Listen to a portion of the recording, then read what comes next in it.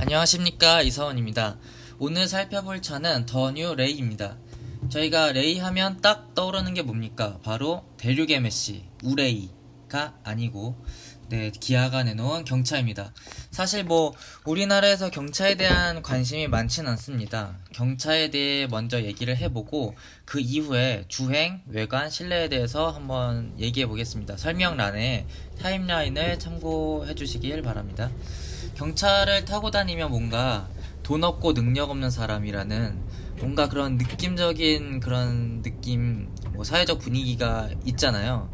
저도 이번에 신차를 사면서 진짜 많이 들은 말이 회사나 제 주변에서 그래도 남자가 중형급 이상은 타야지, 큰 차를 무조건 타야지, 아니면은 독산사쯤 끌어야 차 타고 다닌다는 얘기하지, 이런 말들인데, 다른 것들보다 우리가 차를 그 차주의 분신쯤으로 여기는 그런 느낌을 받았어요.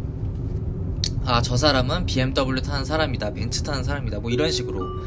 근데 사람에 따라서 차를 그냥 이동수단쯤으로 여기는 사람들도 생각보다 많단 말이에요. 그런 사람들은 충분히 경차를 살 수 있습니다.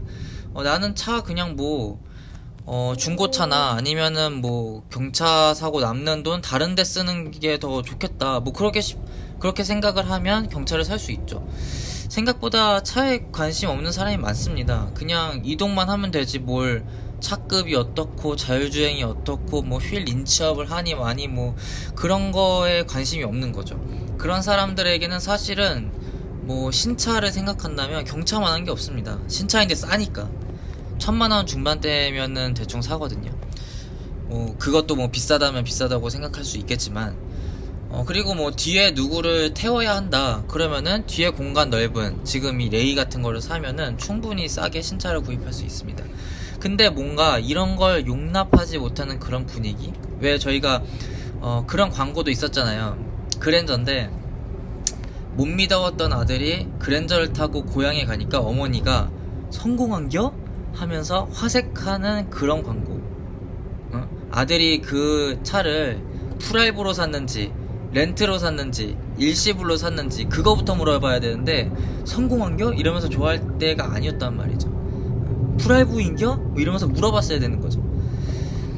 아무튼 경차를 사도 되는 이유를 나름대로 제가 꼽아본다면, 서울의 도로 환경 자체가 그렇게 좋진 않습니다. 주차 공간도 되게 좁고, 그리고 또 차는 또 좀 많습니까? 서울에. 그래서 프랑스 파리 같은 곳에는 경차가 되게 많습니다. 제가 다큐멘터리를 보니까 경차 자체도 많은데 그냥 도로 곳곳에 전기차가 이렇게 콘센트에 꼽아놓은 것처럼 이렇게 딱딱 꼽혀 있어요. 여기저기 막 널려 있어요, 전기차가. 그럼 그거를 콘센트를 빼가지고 그냥 돈 결제한 다음에 바로 타고, 만약 우리나라에서 따릉이 타는 것처럼 그렇게 많이들 타고 다닌다는 거죠. 그리고 그 나라 사람들은, 유럽 사람들은 경차 탄다고 해서 딱히 그 사람에게 의문을 갖지도 않습니다.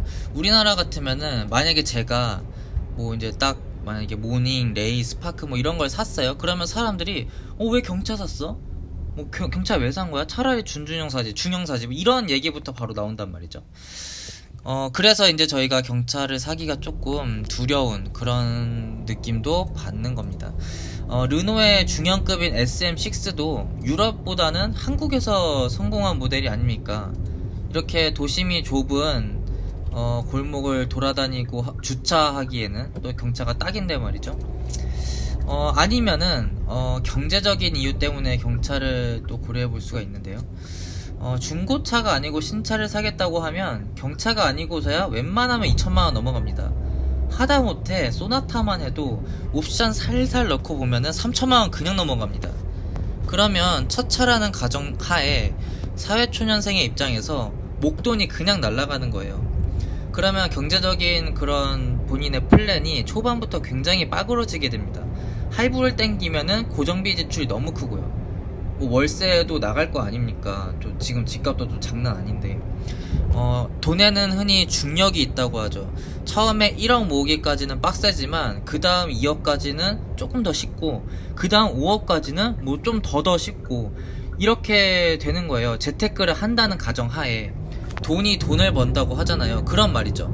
근데 만약에 덜컥 3천만원 넘게를 써버린다, 아니면 수입차 같은 경우에는, 아니 뭐 수입차까지 아니더라도 요즘에는 뭐 제네시스 G70 이런 것도 5천만원 막 6천만원 하잖아요. 본인의 뭐 고정적인 근로소득이 이런 걸 뭐 다 커버칠 정도로 많다 할지라도 돈 모으는 플랜은 몇 년 뒤처질 수가 있는 겁니다. 그러면은 집 사는 시기는 점점 더 뒤로 밀리죠. 지금 집값 뭐 거의 뭐 검색할 때마다 올라가 있잖아요. 그래서 지금 너무 무서운 저도 상황인데, 그래서 사회초년생이, 아니면 뭐 사회초년생 아니더라도 경차를 탔다고 해서 실패한 인생은 전혀 아닙니다. 그냥 가치관의 차이예요. 오히려 성공할 가능성이 더 높은 사람이라고 말할 수도 있어요. 당장의 자산이 아니라 미래의 자산을 조금이나마 더 생각을 한 거니까요. 그냥 생각 차이입니다. 그래도 뭐 차 좋아하고 자기가 사고 싶은 차 있으면 그거 타는 게 나을 수도 있어요. 경제적인 이유를 빼고라도 드림카를 매일 타면서 느끼는 즐거움, 이런 건 또 돈으로 측정이 안 되니까요. 결국에는 제가 굉장히 지금 장황하게 뭐 얘기를 했지만 결국엔 그냥 개취라는 말입니다. 하지만 경제적인 타격은 분명히 본인이 당장에 살 때 생각하는 것보다 훨씬 더 클 수 있다라는 거죠.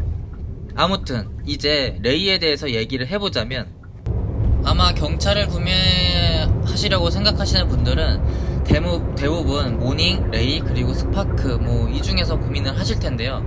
뭐 다른 여러 경차들도 있지만요. 그 중에서 레이는 좀 특별합니다. 뭐 다들 아시겠지만 박스카입니다. 뒤에서 얘기하겠지만 그렇기 때문에 실내가 굉장히 넓어요. 따로 재보진 않았지만 뒷자리 공간감은 소형 SUV에서도 넓은 편인 셀토스보다 체감상 더 넓었습니다. 머리 공간은 당연히 훨씬 더 넓었고요. 머리 공간은 전고는 특히 이게 소렌토보다도 더 높아요. 그렇기 때문에 공간감이 굉장히 좋고, 경차이면서도 실내 공간감이 좋다? 이거는 굉장한 구매 포인트가 될 수 있죠. 그래서 사실 레이는 업무용으로도 많이 쓰입니다. 우리 동네만 해도 무슨 케이블 회사, 빨래방, 슈퍼 뭐 이런 데서 레이를 많이 활용해요. 지금 이제 실내를 한번 영상 보시면 뒷자리 시트를 폴딩하면 전고가 높기 때문에 짐을 많이 실을 수가 있습니다. 그리고 옆문이 이렇게 한쪽 문은 슬라이드로 열리기 때문에 이렇게 슬라이드로 문 열어놓고 뒤에 폴딩을 해놓으면 정말 어떤 짐도 다 실을 것처럼 공간이 보이죠. 참고로 뒷열 폴딩은 프레스티지, 그러니까 중간 등급부터 시작합니다. 깡통은 안 된다는 말이에요. 그리고 뭐 가죽 시트나 뭐 이런 것 때문에 최소 프레스티지 이상은 가야 됩니다. 제 생각에, 개인적인 생각으로. 업무용이 아니더라도 뒤에 사람을 태울 경우가 많다면, 뭐 예를 들어서 아이 둘을 매일 태워야 한다, 근데 차에 쓸 돈은 한정적이다, 그러면 모닝보다는 레이를 택할 수 있죠. 소형 SUV도 옵션 조금만 넣어도 금방 2천만원이 넘는데 레이는 그래도 1,000만원 중반대 가격에 데려올 수가 있거든요. 그리고 뭐 미미하긴 하지만 뭐 경차 혜택도 있고요. 두 번째 구매 포인트는 바로 외형입니다. 딱딱 각이져 있는 그런 외형을 하고 있죠. 벤츠, 지바겐 뭐 이런 차처럼요. 의외로 여자분들이 지바겐 굉장히 좋아하시던데, 아무튼 이런 디자인을 개취로 선호를 하실 수 있어요. 딱 귀엽고 그런 느낌이 들거든요. 그러면 살 수 있죠. 근데 이런 디자인은 공기 역학적으로 안 좋습니다. 연비가 떨어진다는 말인데, 공기를 직각의 평면이 그대로 받으면서 가잖아요. 대부분의 차들은 이렇게 곡선으로 돼 있어서 공기 저항을 최대한 줄이면서 가는데, 레이는 오히려 공기랑 정면 승부를 하죠. 그래서 레이가 기름 많이 먹는다고 레쿠스라고 하기도 합니다. 공식 연비를 보면 도심이 12.2인데 요거는 살짝 좀 잘 나온 것 같고, 실연비는 한 90, 뭐 이 정도 보는 것 같습니다. 이거는 모닝보다 조금 떨어지는 그런 수치예요. 그리고 이제 주행에 대해서 얘기를 해보자면, 제가 타보고 그냥 일반인인 제 입장에서 느낀 거는, 주행 느낌이 뭐 영상 보시면 아실 수도 있는데 뭐 생각보다 나쁘진 않아요. 밟으면 그냥 밟는 대로 잘 나갑니다. 뭐 자동차의 당연한 기본적인 기능이긴 한데, 이거 뭐 경차로서 좀 답답하지 않을까? 뭐 이렇게 생각할 수도 있는데, 답답한 느낌이 뭐 없진 않아요. 하지만 이게 굉장히 불쾌하게 느껴질 정도로 크진 않다. 물론 정차에서 출발할 때 힘이 살짝 붙이는 그런 느낌이 들긴 해요. 소음도 크고요. 그리고 4단 이제 자동 변속기가 들어가는데 그 변속감도 그렇게 뭐 좋진 않습니다. 기어 체결감이 좋진 않아요. 정차에서 출발할 때 가장 많은 에너지를 쓸 수밖에 없는데 그래서 좀 힘이 붙이는 느낌이 들죠. 998cc에 78마력을 갖기 때문에 뭐 당연하게 생각되기도 합니다. 오르막길도 지금 이제 올라가고 있는데 뭐 보시면서 판단을 해보실 수도 있는데 뭐 그렇게 매끄럽진 않습니다. 근데 뭐 뒤로 차가 밀리고 뭐 이런 건 전혀 아니니까요. 뭐 속도가 좀 밟아도 안 나긴 합니다, 확실히. 그렇지만 뭐 봐줄만한 수준이다, 저는 뭐 이렇게 판단이 되고요. 파워트레인은 모닝이랑 비슷합니다. 1.0 가솔린 엔진에 4단 변속기 그리고 이제 출력 토크 다 비슷합니다. 근데 레이가 100kg 정도 더 무겁기 때문에 실제로 경차임에도 불구하고 차가 무겁게 나가는 느낌을 들을 수 있어요. 스파크랑 이제 비교를 해보면, 전 스파크를 뭐 타보진 않았는데 그 무게감이 훨씬 더 크게 느껴진다고 합니다, 차이가. 소음도 영상에서 들리지만 좀 큰 편이에요. 정숙성 따위는 기대할 수가 없습니다. 배기음은 터지는데 계기판을 보면 400 찍고 있고 그럽니다. 뭐 400인 줄 알았는데 소리만 들어보면 40이고 그렇더라고요. 네, 이 정도로 하고 실내를 한번 마지막으로 보겠습니다. 실내는 2열에 대한 얘기는 앞부분에서 했기 때문에 1열에 대한 얘기만 해보자면요. 다른 기아 자동차랑 뭐 크게 다른 점은 없습니다.